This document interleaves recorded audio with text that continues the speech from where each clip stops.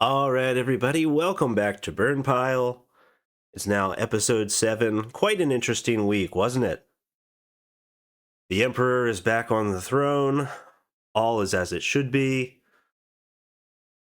So I mentioned last week that I had a cold. I think I still have a cold a little bit. I can't tell if it's actually a cold or if it's just the pollution in this country, which is really bad this time of year. I feel like my sinuses are a little agitated. What's the word? Sinusitis. What's that mean? It's like swollen sinuses, something like that. So my voice still probably sounds a little weird. And I am sniffling a little bit. Just a little bit. Hopefully not as much as last week, but it's going to happen a little bit. Also, let's see. I can mute my mic to cough, which I just did. I think if you're watching, though, you probably watched the wizard cat bounce as I coughed just there with the mic muted on OBS. So that's a little treat for those of you who are viewers on YouTube. I've always thought of this as mostly like 99% an audio podcast. That's the way I do it. That's the way I think about it. Of course, if you watch the video, I have the content up on my screen, the content that I'm talking about. I think that's a good way to do it because it's just easy for me to use OBS to record anyway. And inevitably, I'm just going to have the content that I'm dealing with up on a screen. So since I have it all set up to just hit record and go, I just spent a little extra time setting up this character to talk and setting up to have this on OBS where I can share my screen and where I can show the screen. I did think for a little while I would do live streaming at some point, but the reality is I just don't have the time to do live streaming. To do it properly, you obviously need to spend hours and hours and hours just doing it, and that's never going to happen with my life and schedule. So anyway, setting up OBS to record video, I'm glad I did it. It doesn't really cost me anything, and it does let me have videos that I can upload to YouTube and to Spotify video. I was happy to figure out that on Spotify video, because I'm using video on Spotify and I'm uploading the videos as soon as possible, like within an hour of the episodes hitting Spotify, the video views on Spotify don't count as downloads in my podcast host. So the numbers are a little better than I thought they were, and the numbers are still very, very low. It's a new podcast from a new person with fewer than 10 episodes. I think most podcasts end before they even hit 10 episodes. I don't know if that's true. I read it somewhere, so I'm just repeating it. This is the internet age, and this is how we communicate. So I'm just repeating it. Just assume that it's true. That's the social contract of the internet age. But anyway, most podcasts don't hit 10 episodes. So it's not like I'm thinking I would get even thousands of downloads, even, single digit thousands of downloads. I didn't think that. But I was really hoping to hit 100 downloads in the first month. And I thought that I had missed that mark. But because of the way Spotify episodes are counted, if I add in the plays from the video podcast, then I did hit that number, really. So that made me happy. And that's the most important thing, is me being happy. Not if listeners are engaged with the content or anything like that. Who cares? Even if it's bots, I'd prefer for it to be bots. People complain, oh, these views were just bots or something. I like that. The number goes up, and there's no chance anybody could criticize what you're doing. If it's just, that's good. Who would mind bots? And speaking of which, so last time I talked about Rumble, because I uploaded the video not just to YouTube, but to Rumble and to a bunch of others. So this week I'm going to talk about an even weirder one than Rumble, which is Bitchute. Now, the only way I really even knew about Bitchute was a long time ago. There was a conspiracy theory about Hillary Clinton. I don't even know if conspiracy theory is the word. A weird story about Hillary Clinton called Frazzle Drip. I'm not sure if anyone's heard of this. Frazzle Drip.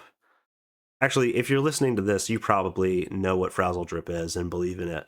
But it was, so I had read a description. It was probably a description on a Chan board or something. And it was like, it was supposed to be Hillary Clinton and one of her aides, that it was a video of them like torturing a child and then cutting off the child's face while the child was still alive, and Hillary wearing the child's face and laughing like as the blood dripped down. And people were like claiming to have seen this video, like it was the most retarded thing you've ever heard of. And I went looking for it, and I found, I don't know what year this was. I believe this was before 2015, I want to say. I think this was in the Obama years. And it was, so I found a BitChute link, and I think this is my only time ever going on BitChute. And I was like, did someone like make this? Did someone like make a fake video of this in their backyard? And this is what people are talking about. Like they've got like corn syrup and red dye, and they're making some like B horror movie, weird, stupid thing. But it wasn't, unfortunately. All I could find was some like retarded lady talking about seeing the video. So it wasn't even like a fake video of it. It was just like a video with an interview of some lady claiming to have watched that video. And I was like, okay, so that's what BitChute is. But anyway, I bring it up because BitChute is one of the alternative places that I uploaded my last few episodes, and I got more views on BitChute than on YouTube for my last video. I guess that's where the appeal is for my videos. I think it's BitChute people are into it, so that's really cool. And shout out if you're listening on BitChute, that kicks ass. I did read somewhere, like I googled it once, and other people were claiming to get like quite a number of views on BitChute and wondering if it was bots. There's no like analytics, so you can't see like who clicked off or anything. And I mean, I'm only talking about like 30 or 40 views here. It's not like a lot, but there's no comments, no likes, no subscriptions, which I think are a thing on BitChute. Nothing like that. And I still like don't really know how BitChute works. I just know I have to uh like re-render the video and make it much smaller to fit on BitChute, because they have these like really small file sizes, because they're like this really weird niche outlet. Um, but it's still cool. It's funny that it's on BitChute. And that just when I saw the number higher on BitChute than on YouTube, I really did laugh to myself. I'm like, okay, I got to get some Frazzle Drip content here. Also, I thought Frazzle Drip was like a pure schizo thing that was really funny, and people would just be like joking about it and everything. And then, of course, when all my memories were triggered of this, and I was getting ready to post on BitChute, I googled like Frazzle Drip, and the first result is like an article by like the ADL or something, or like one of these, I don't know, Southern Poverty Law, one of these really like gay like internet police outlets. And it's like a deadly serious article that's like, you know, this is an evil conspiracy theory, and you know, like you're bad if you believe I mean, Hillary Clinton, just the stuff she objectively did as like Secretary of State, like, you know, laughing about like the rape and murder of Gaddafi and stuff, just like cackling about it or whatever. This is all half remembered. I don't even know what I'm talking about, but like just that, it's like it's she might as well have done Frazzle Drip. I mean, it's like she is that crazy. I mean, Frazzle Drip is obviously like a cartoony, like folk interpretation of who she was as a person. It's like, you know, the peasant villagers know there's like a cruel count who, you know, has done really horrible things and is a horrible, horrible force in their lives and a very negative thing. And they have like a legend about him being a vampire and like bathing in the blood of children. Well, yeah, the legend isn't true. It's like a folk tale, but there's a reason that it exists. Like the Frazzle Drip story about Hillary Clinton is like, you know, to use like a liberal phrase, it's like a different way of knowing. It's like a native, it's like a native legend. It's like a New Zealand like native legend that should be taught in public schools in addition to like science or whatever. You should have to know that too. So anyway, Trump was inaugurated. It's all very, very cool. It's going to be studied for a long time. It's pretty incredible to live through this time, like to live through the 2016 election, which no one saw coming, and then the first term, which was kind of a disappointment, and then there was, of course, COVID, and then there was everything. You know, as an aside here, I think like there's certain words and things you're like not supposed to say on YouTube or like you don't get shared or whatever. And I'm not going to be one of those people who like, oh, the only reason no one listens to my content is because I'm being shadow banned. I do not think that. Do not misunderstand. I'm not one of those guys. But I do think it's funny. Like every time I've decided to just delete those from my brain and not really look up what those rules are because I just want to talk. I just want to talk like I talk to people in my life. And like I do end up mentioning like there's no need for me to say the word COVID just then. I mean, I'm sure like whatever rules existed for saying COVID have been massively eased, but still like there's no need for me to bring up COVID right now, and I just did. And probably like Frazzle Drip, probably like as soon as you say the word Frazzle Drip, and if you say it like more than 5 times or something, you get put in this like sandbox of like your content will not get shown to anyone ever, and your channel is considered like highly suspect and everything. And like 99% of people would know that and never say that, especially if they didn't like agree with it or whatever. And I'm saying like it's probably not true and alienating like the hardcore Frazzle Drip people, but I'm also just using the word over and over again. I'm probably like massively in YouTube jail right now. And I'm always talking about like weird crimes against children, like in the last episode. Oh, sorry for the sniffle, everybody. There's another sniffle. Okay, I got sidetracked. What was I talking about? Got sidetracked on YouTube jail. Oh, yeah, I was talking about um what happened with Trump, just watching the rise of Trump and then his fall and then rise again and just living through it. It's one of those things. I think like lots of people have Trump stories that will always stay in their lives. Like I remember after he lost the previous election, which did he really? Now that's really going to get you banned from YouTube, but um and I remember like being in a bar and it was right after January 6th, and this like just a cartoon version of exactly who you would expect.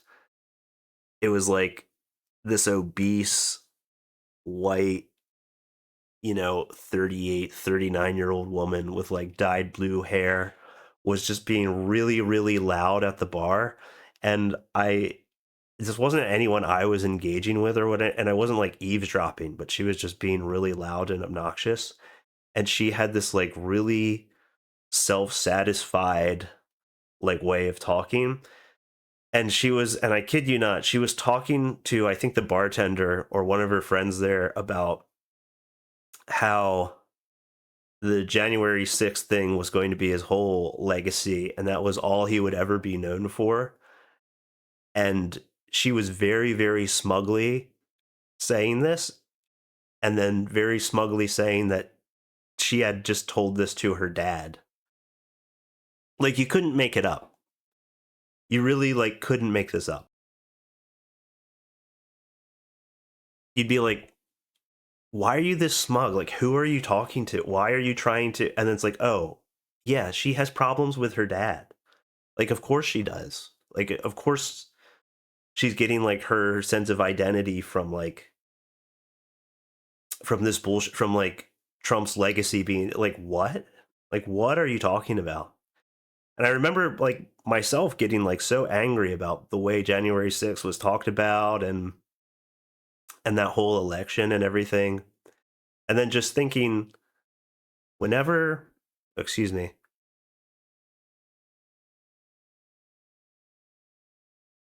maybe you saw the cat bounce there with a little cough, but I muted it for the recording. I'm a good boy. So I remember just personally getting so angry thinking about January 6th and the way everything was being portrayed. And I just realized that no matter what I heard about Trump going forward, I would just be on Trump's side.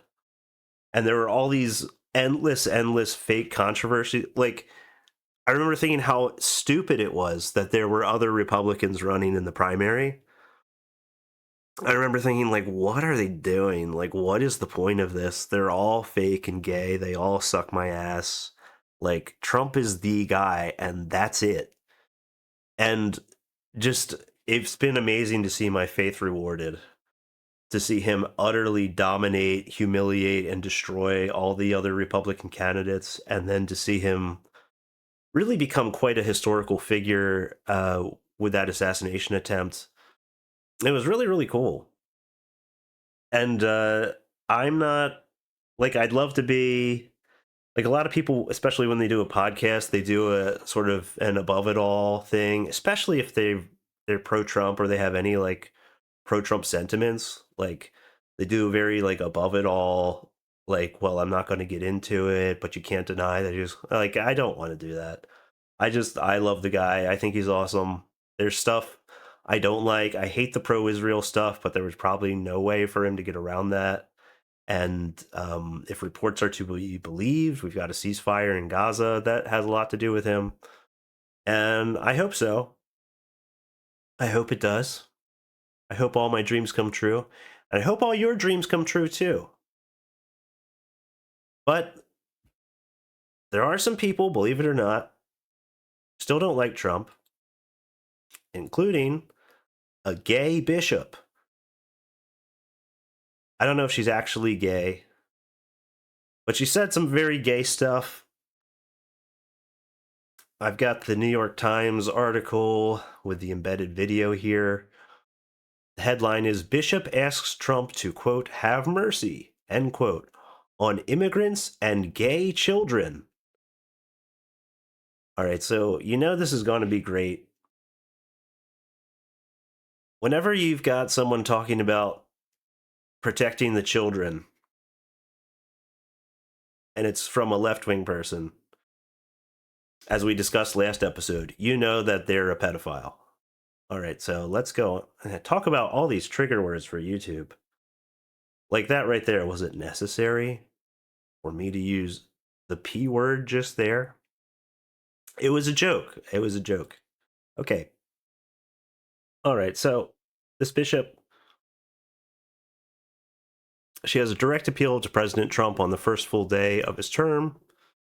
And the New York Times is saying this was a remarkable moment at a national cathedral event that traditionally has not been political. Okay, so let's listen to what this retard says.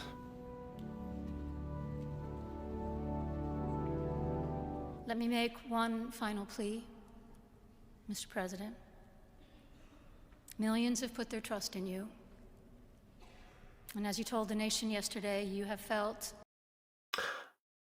Okay, so as soon as she starts saying this, Trump just looks exhausted. Like, he looks For those of you just listening, and if you haven't seen this video before, Trump just looks physically exhausted. He just looks so tired. He's just conquered the world. He's just dealt with endless bullshit. And now here's another nasty little barb, another retard who's lecturing him.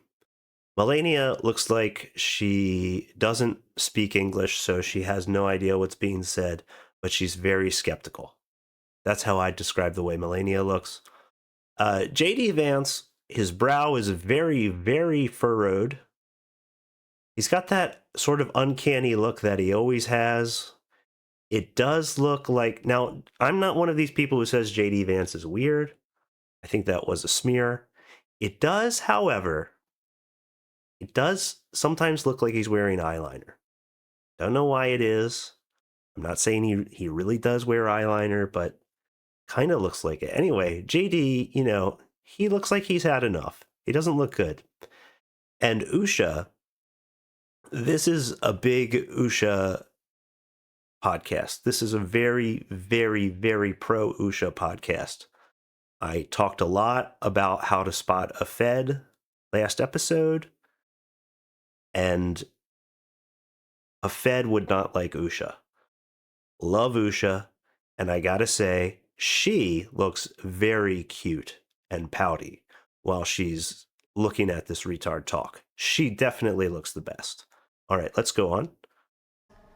the providential hand of a loving God. In the name of our God, I ask you to have mercy upon the people in our country who are scared now. There are gay, lesbian, and transgender children in... There are gay, lesbian, and transgender children. I'm sorry. What was that? Trump's president now, bitch. There are no transgender children. Actually, there aren't any transgender children. Actually, no. There aren't any. You're wrong.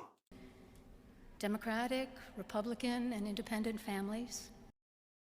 JD just whispered something to Usha. Usha's just staring. Yeah. Love Usha. Love Usha. I shouldn't have played this at all. I should have just shown a still image of Usha. You know what I should do? I should make a new X account, and it's just, the profile pic is just this really cute looking, Usha pic. Just a still of her face right now, where she looks like she's kind of looking at you like you're an idiot, but she mostly just looks cute. And it'll just be called like, bored Usha takes or something, and I'll just have like, I'll just say like sassy things with it. I bet that would blow up. That if someone wants to do that, you should do that. I won't ask for any credit. Just go ahead and do that. Okay, let's go on. Some who fear for their lives. And the people who... The transgender children fear for their lives. What the fuck are you talking about? Mr. President, you felt the divine hand of a loving God, and so I want you to show mercy to the transgender children who are now in fear for their lives. What the fuck are you talking about? This is supposed to be a Christian bishop? When Christians talk about their support for Trump, I hope they're looking at this. What Trump is hopefully going to do to the government now, where he puts in his own loyalists and just takes it over top to bottom, that's what needs to go on in these churches. Because if they don't, this is what you get. You get a female bishop, which is as crazy as having transgender children. There shouldn't be female bishops in the first place.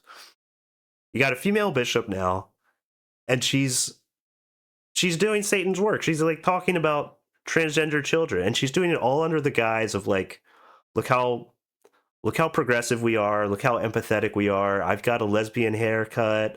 I'm a woman. Women should not be allowed to talk in the church. They should be able to make cute expressions, or Or ideally, the church service should be held in a language that the woman doesn't understand, so she doesn't ask any questions about it, like what's happening with Melania right now in this same scene. Okay, let's go on. Who pick our crops and clean our office buildings, who labor in poultry farms and meat packing plants. And do it for slave labor wages. And do it so that the wages are very, very low, and that people in my class of society, live like kings. So I grew up in a well-to-do family. I went to the best schools.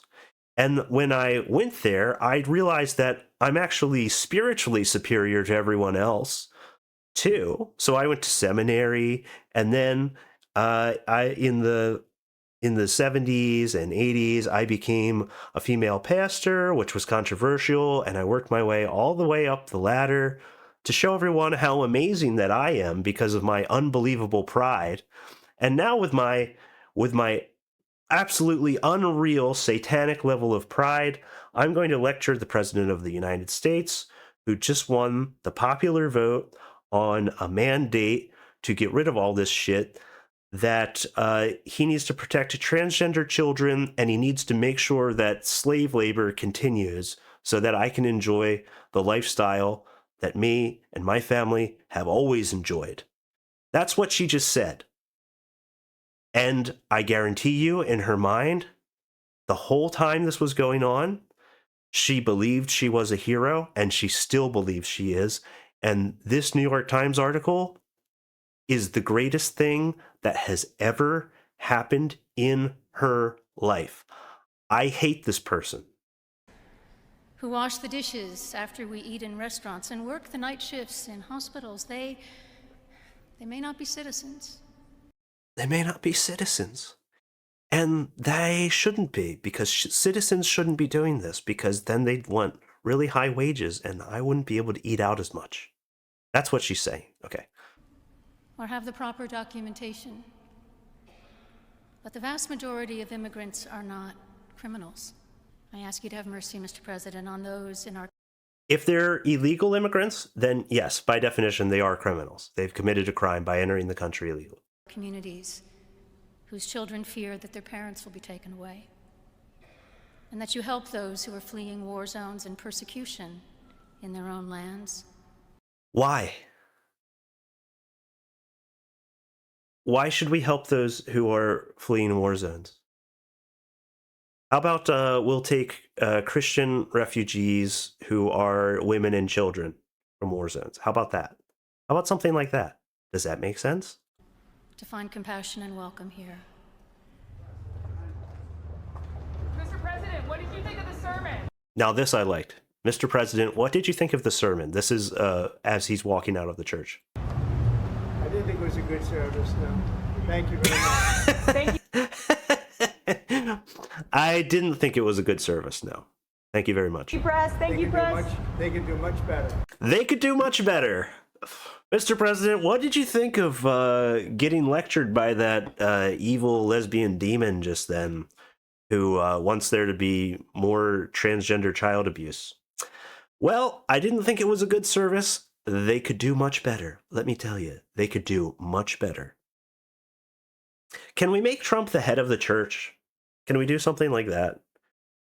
Can we have just like a united Protestant church and Trump is like the Pope of that? I would like that. I'd go for that. Now, you got to have a little bit of cringe. You can't be afraid to be cringe. All right, listen to this from Orc Brand. I really like this. Trump is scared, moderator. Martin Luther King Jr. Day. That's funny. That's funny. I have a dream that one day We'll deport them all and build a wall and make America great again.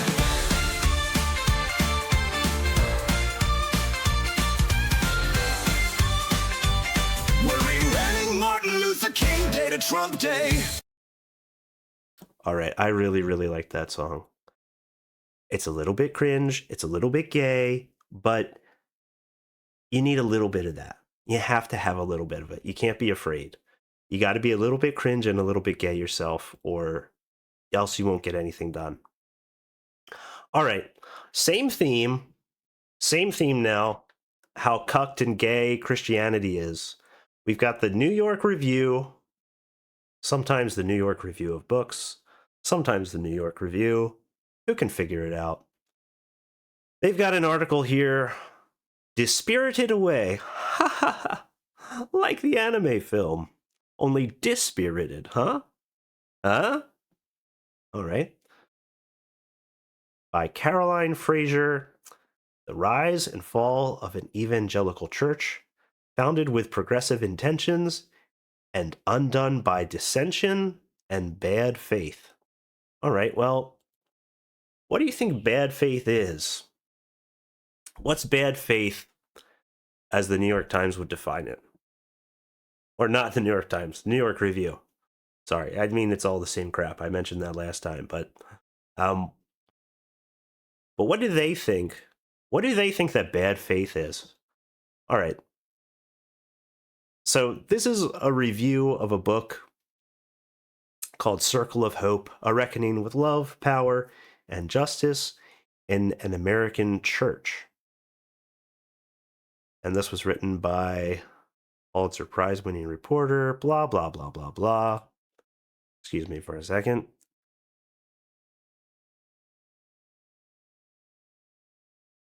I know I say I don't edit these, but I did, before I got to the gay bishop, I had a big coughing fit that I'm going to have to, that I muted my mic, but then I went and got a glass of water and everything. I'm going to have to edit all of that out.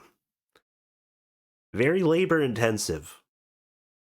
You try dragging and dropping your video file into an editor and then looking for the big blank space and then hitting cut and then going down the timeline and seeing where the empty space ends and hitting cut again and then hitting the delete key, okay? And then hitting render. Do you think that's easy? All right. Do you know how much I'm slaving over making this pod for you? All right. And by the way, okay, I saw a spike on YouTube where I suddenly got 8 views. And then there was a sudden spike where someone had gone to every one of my videos and hit dislike. Someone actually bothered to go to my channel and look at every video and hit dislike. Now, I'm hoping it was a Fed because he realized I told everyone how to spot him and he was really pissed off. Whatever Fed got assigned to this channel because I said frazzle drip or whatever, I'm hoping it was that Fed. But I kind of think it was maybe a Billy Carson guy.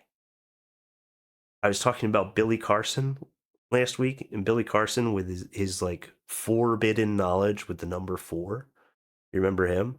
And he got destroyed by that white boy Wesley Huff. But it turns out he doesn't know about Egypt as much as he thought he did, and his book about the Emerald Tablets isn't real. And I think maybe it was a Hotep guy. Maybe it was. Now, if it was that, then I don't know. It's okay. I mean, you got to kind of choose the enemies you're going to have. Or you're going to have to just accept that you're going to make some enemies, right? I tried to be a friend to the Mormons. Okay?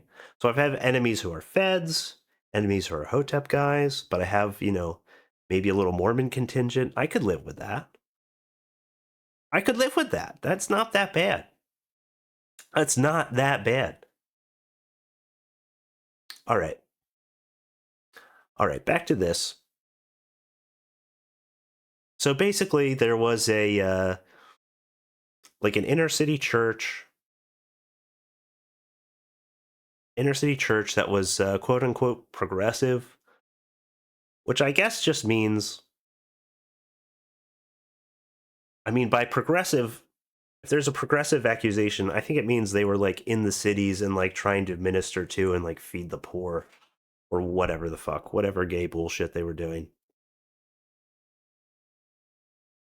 Oh, sorry, actual hardcore Christians who listen to this, by the way.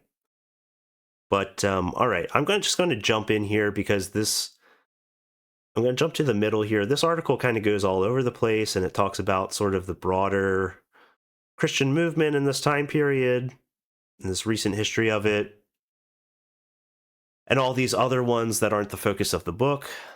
But okay, so with astonishing rapidity, all of these evangelical stars waned. So they had just talked about all these other movements that did really, really well in like the 2010s. Lens burned out by 2020 when the press gleefully discovered that the celebrity pastor, married with 3 children, had been carrying on torrid affairs with his nanny and a kimono designer. I forgot about that part.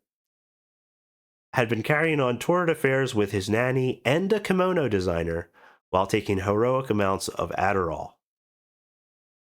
Now, here's the problem with Christians, is that there's really no room for the Adderall addicted horn dog, to openly succeed.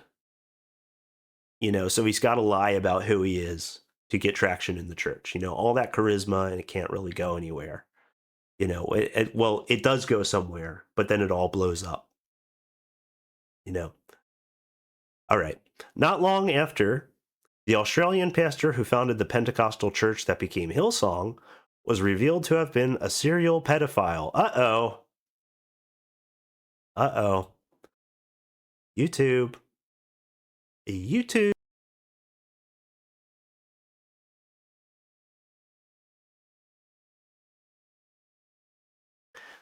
So there's a bot right now on YouTube that listens to every episode, and it's like, okay, he said frazzle drip 7 times, and he's on his 2nd or 3rd pedophile. We're about 40 minutes in. I hope that's not what's happening, but this is just the news, YouTube. News and views, as they say. It's just the news I see and my views on it. These words come out. I'm not going to say grape, like when someone gets raped, you don't say grape. God, I hate that. Maybe that's a TikTok thing, but I've heard it. There's this true crime channel that's clearly meant for women that's really stupid, but I do kind of like it sometimes. And I believe I've heard her say grape. And it's just so much worse. It's like, can you imagine like surviving that, and then your story gets out there and you listen to it and somebody's saying you got graped? It's like the worst thing that's ever happened in your life, and you fought through it, and the guy's in prison now, and then somebody's like talking about it for money. And because they're trying to make money on talking about you getting raped, they're like, and she was brutally graped. Like, that's worse. That's so much worse. All right.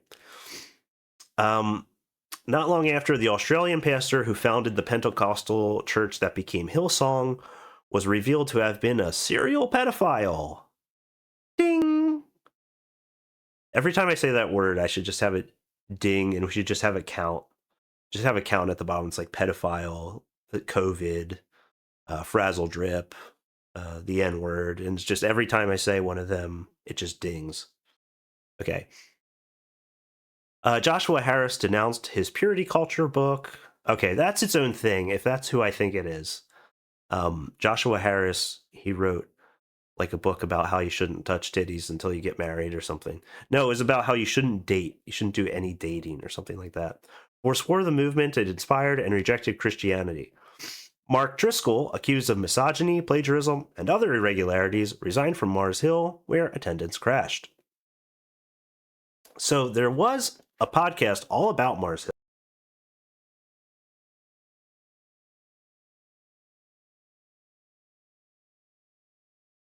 There was actually a weird whole podcast series from like Christianity Today or something from like 2 or 3 years ago, all about Mars Hill. And I listened to it waiting for the part where Mark Driscoll, it was all about what a bad guy Mark Driscoll was. And I think the podcast was called like The Rise and Fall of Mars Hill or something. And I was like, what is this? I've never heard of this. So I listened to the whole podcast, and the whole time I'm waiting for Mark Driscoll to like fuck a kimono designer or something. It just never happens. Like, he was just kind of an asshole to his staff and kind of an arrogant moron. And but he got like this whole like big expose of like a whole podcast series on him. It was very, very gay. I mean, I wouldn't want to be part of his church, but it was just way too much what he got. It was completely unnecessary. He barely did anything wrong.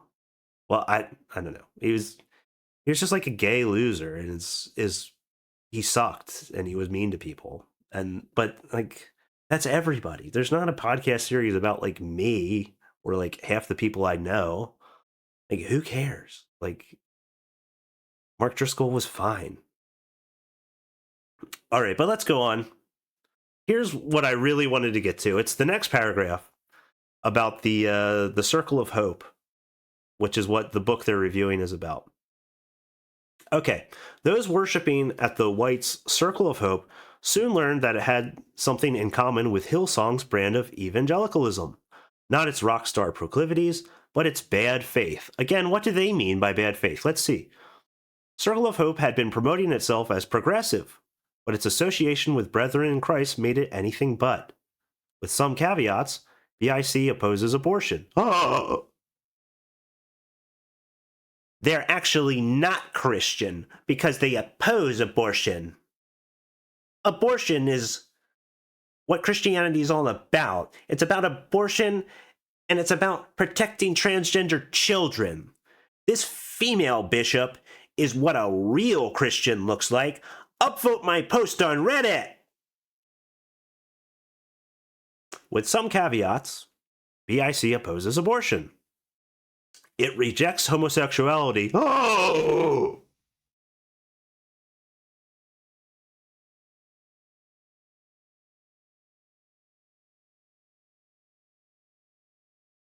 Hey, everybody. I really should have put a warning on that one. I'm not trying to upset people with this podcast. I don't want to rattle people. And an organization called Brethren in Christ. I'm sorry if you just turned off the podcast just then because you weren't expecting to hear something that shocking. That an organization that calls itself Brethren in Christ rejects homosexuality. I'm sorry that you had to hear something shocking and evil like that. But yep, it's true. Believe it or not, the Brethren in Christ reject homosexuality. And okay, this next one. Look, if you need to tune out this episode now, if it's getting too extreme, you just don't want to hear about evil and extremism in the world, you don't want to hear about these kind of, evil, fundamentalist Christian organizations, just turn off the pod right now. Don't listen to the next thing I'm going to say. I understand. Your mental health comes first, okay? And this is going to be really shocking, but okay. The Brethren in Christ, they reject homosexuality. This organization, it rejects homosexuality and discourages divorce. I'm so sorry, everybody. I'm reading the words, okay? God knows I don't agree with these guys either, okay? I know it's really bleak, it's really upsetting, but believe it or not, the Brethren in Christ oppose abortion, reject homosexuality, and discourage divorce. There's just, these Christian organizations in the world are just evil, okay? I'm sorry you had to hear that, but the Brethren in Christ discourage divorce. I mean, there's some real darkness in the world, folks. The Brethren in Christ are it, okay? They reject homosexuality and discourage divorce. Brethren in Christ does not allow women to preach. And, well, I think we all just saw a good reason that women should not be preaching. It does not allow women to preach. Oh, I'm sorry, I misread that. It does allow women to preach. Oh, see? They're not so bad. It does allow women to preach, but the biblically based belief that men should be leaders and women submissive followers died hard with Rod, who had a tendency to treat all his pastors with condescension, especially the women, sneering at their lack of seminary training. Well, okay. To be fair to Rod, who's the the Circle of Hope guy that they're talking about, to be fair to him, if I had seminary training and I had to deal with pastors who didn't, I would condescend to them and be sneering about their lack of training. That's just, I mean, because what's the point? Why did you even go to seminary if you can't sneer at those who didn't? Really? Like, why even? You're not going to spend all that time at seminary and then someone gets just like anointed or whatever and they can do what you do. And it's like, okay, fine, that's the will of God, but I do get to sneer at them because they weren't trained. All right, so the reason I brought this article up, especially in context of that video, is just because you can see what they want Christianity to be. It's kind of like how I was talking about Ben Shapiro and what they want conservatism to be, where it's like this is what conservatism looks like, and they show you Ben Shapiro and he just says the gayest, worst bullshit you've ever heard, and they're like, ooh, Ben Shapiro is a conservative, but he's smart. And then like they show you this bishop and they're like, this is what real Christianity is. And then they're like, there was a Christian movement that did all these good things, but then it fell apart because of the bad faith of opposing divorce and opposing homosexuality. It's like, well, what even is the religion then? Like, they don't have the balls to just make their own religion. You know, like in the French Revolution, there was like a Church of Universal Reason or whatever the fuck, and they threw out all the doctrine, and it was 100% just new shit that they made up, like the metric system and other shit. But no, it was like they did like a church, and they did like their own religion. It was like an explicitly like anti-Christian thing. These people don't have the balls to do that. They want to take Christianity and they want to take their retarded humanist beliefs, which are really anti-humanist because they have no understanding of human nature. And they want to frazzle drip Christianity. They want to wear its face while they do their own bullshit. It sucks. It sucks. All right, something I should have got to last week was Curtis Yarvin on a podcast through the New York Times. This I thought was pretty interesting. Curtis Yarvin, he used to write a blog called Unqualified Reservations. He now writes a Substack. Actually, I haven't read it in years, but he did write a Substack called Gray Mirror. I'm assuming it's still going on. I think I've mentioned before that I was into the online platform Urbit, which he had originally created, I think way back in like 2013 or something. I only got into it around 2019, 2020, after he had already stepped away. I think he's back involved now. But he's an interesting figure. He's really extremely well read. He's very articulate. He is something of a love him or hate him guy. He can be very, very, very long-winded. But the point is, he's a very influential right-wing thinker and writer. And it's pretty shocking that the New York Times decided to interview him. It sort of does. Obviously, it was a hostile interview. It's not like they agreed with him. But just acknowledging his existence is a powerful thing, and it is a sign of how far conservatism has come under Trump. So here's the problem I had with it, and I'll just play a little bit of it here. Institutions at the heart of American intellectual life, like the mainstream media and academia, need to be dissolved. He also believes that government bureaucracy should be radically gutted, and that American democracy should be replaced by what he calls a monarchy run by a CEO. Monarch is good. It's a neutral term. But while Yarvin himself may still be obscure, his ideas are not. Vice President-elect J.D. Vance has alluded to his notions of forcibly ridding American institutions of so-called wokeism. And Yarvin has also found fans in the most powerful and increasingly political ranks of Silicon Valley, like Mark Andreessen, the venture capitalist turned informal advisor to. All right, so this is what I hate about these really overproduced podcasts. Like, so Joe Rogan is like the biggest podcast in the world still, I think. And there is still something even now that feels homemade about the Joe Rogan podcast. It pretty much just fades in and they start talking and then it fades out. And young Jamie looks up things on Google. Now, of course, they have like a multi-million-dollar budget and they can make sure no mistakes are made and everything's very professional quality, but it has this really homemade feeling.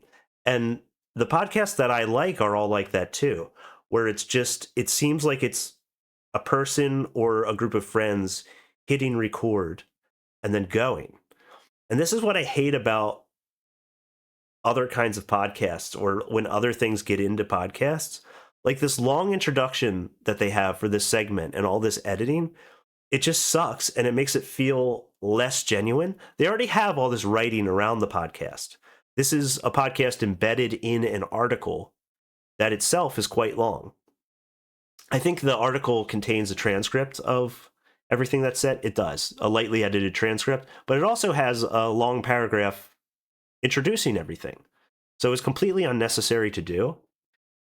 And then the bigger problem, I could forgive just an intro like that, but the bigger problem is there's editing. They've actually edited his answers. President-elect Trump. We are living under FDR's personal monarchy. Peter So, Thiel. Let me jump in here. I would say that what's So why is your tone? Has your thinking shifted? no, Is no, there, is no, a rhetorical no. tone different in a setting like this? You're looking for different. My thinking is definitely not shifted, and you're finding different.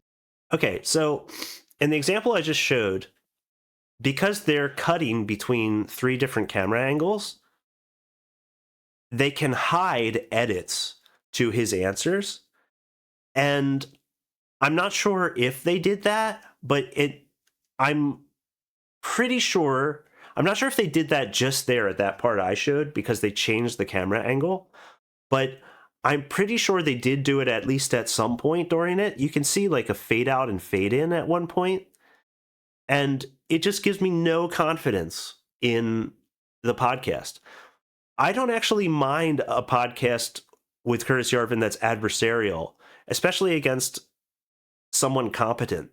And I don't really hate this interviewer. He's a little annoying. He's not on my side, but he's clearly a very intelligent person who's not intimidated by Curtis. And he's not deferential at all. And he does go after him a little bit and spar with him, which would be great. But when you have someone who's like that, and then they're showing you an edited podcast, it really gives you something that doesn't have that much value. Because you know that he can cut what he says and he can cut what Curtis says to make him look good. Which is why like the Rogan podcast is interesting, because there aren't any cuts. Now I know sometimes they edit things out. Usually Joe mentions that they edited it out, but if Rogan had on a guest and he was contending with him and he tried to argue with him about something, but then the guest got him and won the argument, you would see that in the Rogan podcast, and that's how you can have faith in it. In this podcast, where they're hiding editing, you can't really know if Curtis had a great point and had a great comeback when he was challenged. Maybe he did, maybe he didn't. Maybe he lost this one. I think there's a point here where the New York Times host says something like, I find your examples to be obfuscating instead of enlightening, because Curtis was doing what he does in his blogs, and he's leaning on some really old reference, some book that was mildly popular 150 years ago, and he starts telling a story about that or something like that. And the the interviewer challenges him on that point. And I don't mind that. I don't mind him being challenged. I'm not even a huge Curtis fanboy. I think it can be annoying when he goes off on those tangents. But if you edit the answers, like, well, what if Curtis really came back with something that was interesting, like had a great answer to that? I don't know, because it looks like he just got shut up. Maybe he did just get shut up, but I don't know that because of how it's edited. And they have him in studio first, and then the second half of the podcast or the interview, whatever you want to call it, is done remotely, like through Zoom or something. So did they cut so much material that they realized they didn't have enough to put together for the interview? And also, the whole thing is only like Emphasis. 50 minutes. So why is it 50 minutes? Why isn't it why not just do it for 3 hours? If you're doing an interview, it should be 3 hours. An interview with someone like Curtis should be 3 hours long. Why do a 40-minute interview, a 50-minute interview, if you're with someone who's, supposedly so important? It's just really annoying and gross, and I really hate everything about... Online. Oh, sorry about that. I was playing it again. I got confused if you heard it there. Oh, actually, I think it was muted in OBS. Anyway, yeah, what's the point of doing a podcast like this and doing it like you're a podcast? It's all just server space. You could do anything you wanted, and you've got to cut it together like it's a network TV show. Why? What's the point? Why even have it be an internet show then, if you're just going to artificially have all of the problems with network TV on it? And then the comment section was so stupid.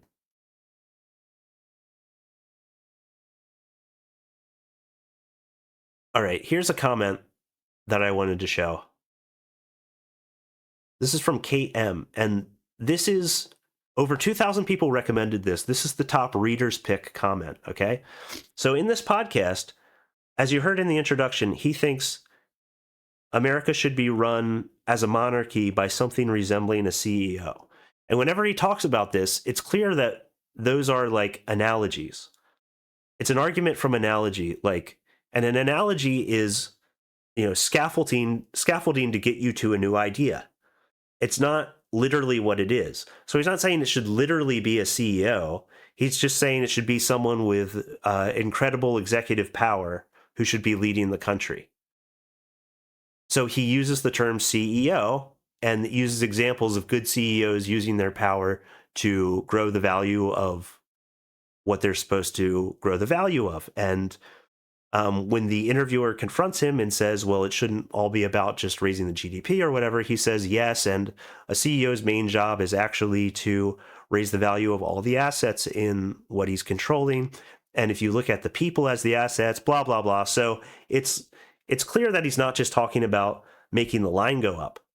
And it's clear because he explicitly says that, and also because if you're not retarded, you realize the CEO thing is just a way to describe a powerful executive. But that is way too sophisticated for a New York Times reader, as evidenced by this comment here that, again, is the top rated in the Reader's Picks comments. Okay, Kate M. from Florida, she says, nowhere in this discussion does he really reconcile the fact that the purpose of government is inherently different from the purpose of a Fortune 500 company.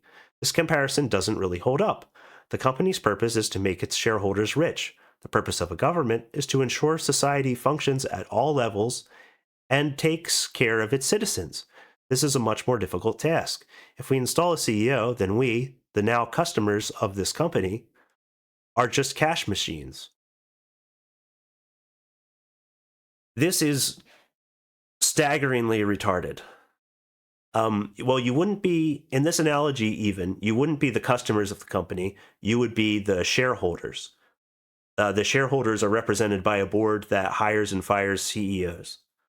So right off the bat, she's retarded.